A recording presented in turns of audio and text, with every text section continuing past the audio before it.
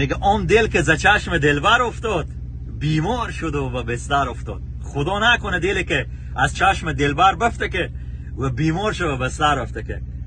به امید از این که همه دلا خوش باشه، همیشه برادرها دوستا از زندگی لذت ببریم، خوش باشیم. 4 روز خداوند چانسی به ما و شما بداده. ما و شما انسان آفریده، اشرف مخلوقات، زمین آفریده، دشت، بیابون، کوه، صحرا، نعمت‌های برای ما داده.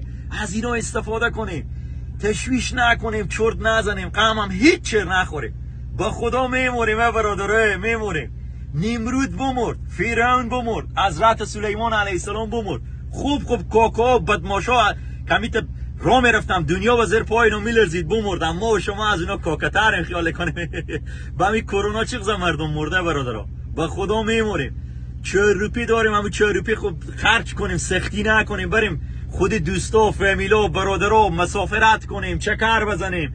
اگه داریم هم خوش باشیم، اوی هم که نداره خوش باشه خیره. خداوند به هر کس هرچی لایق بوده بداده، به اوی هم که نداده البته میفهمیده که نداده. شکایت نکنیم، از همدیگر راضی باشیم، دوست باشیم، رفیق باشیم به همدیگر، غیبت همدیگر نکنیم، جنگ نکنیم، نکشیم همدیگر، بعد همدیگر نگیم تو خوبی من خوبم، او بعده ای بعده، او خراب، مذهب من بیتر مذهب تو بعده. با خدای دنیا با هم توتیه، ارزش هیچ چیز نداره. 4 روز زنده ایم، برای خود خوش باشیم. به خدا بریم خود دوستا و رفیقا و برادرها دور هم جمع شیم، از زندگی لذت ببریم، خدا رو هم شکر کنیم. هر دقیقه کمی که نفس میکشیم شکر کنیم، همین که صحیح و سلامتیم شکر بکشیم. ما خوشحالم امینه.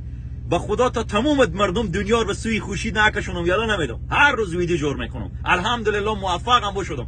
تمام مردم ولی میگم که ظریف احمد شیر مادرتو مرد خوش زختی به ویدیو خو، از ویدیو تو میگم لذت میبریم. الحمدلله.